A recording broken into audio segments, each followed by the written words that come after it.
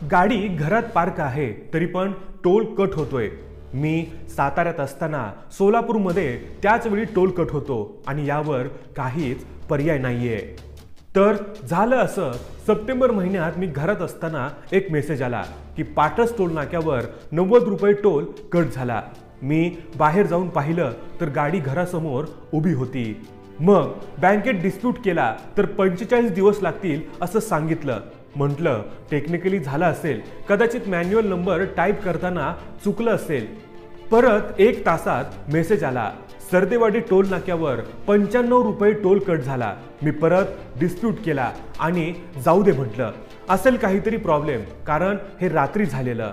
परत काही दिवसांनी तोच टोल नाका आणि तसेच मेसेज जवळपास 4-5 वेळा असं झालं। मी बँकेला मेल केले आणि NHAI ला पण मेल केले, अर्थात बँकेकडून काहीच रिप्लाय नाही आला।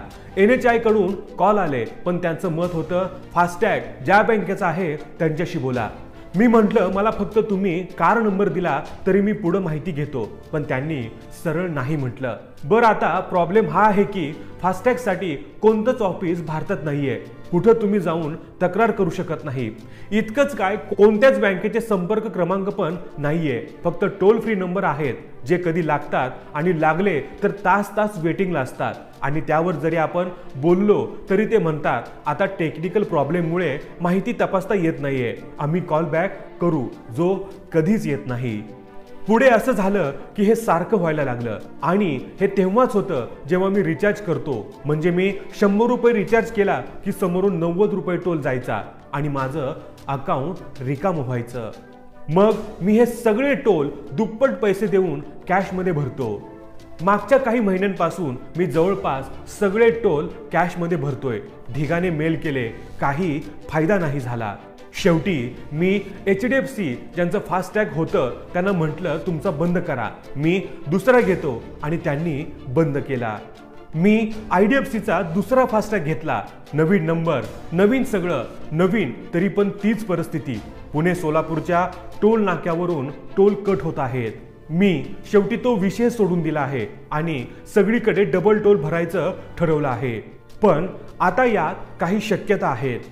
कोणीतरी माझ्या कारची फेक नंबर प्लेट लावली आणि जो फक्त रात्री फिरतोय, म्हणजे मोठा गुन्हा होण्याची शक्यता आहे।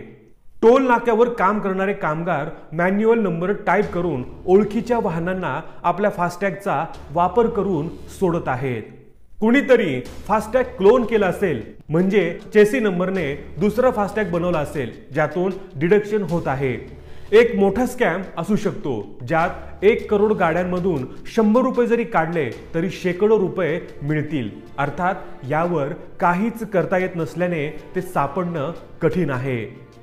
हे असं होण्याची शक्यता यासाठी आहे कारण मी जेव्हा रिचार्ज करत नाही तेव्हा मेसेज येत नाही, मात्र रिचार्ज केला की त्याच वेळीही मेसेज सुरू होतात। अर्थात पोलीस केस करायचा प्रयत्न अजून तरी नाही केला, कारण कोणत्या चौकीत जाणार हा मोठा प्रश्न, आणि अशा गोष्टीची केस कशी होणार हा दुसरा प्रश्न। बऱ्याच मोठ्या माणसांशी बोलून झालं, कुणालाच हे समजत नाहीये। आता आहे ते स्वीकारलं आहे। एकाच वेळी मी सातारा हायवे आणि सोलापूर हायवेवर कसं असणार, तरी टोल कट झालेत। मित्रांनो, या व्हिडिओबद्दल तुमचं मत काय हे आम्हाला कमेंट करून नक्की कळवा। तोपर्यंत पाहत रहा फक्त बोल बिंदास।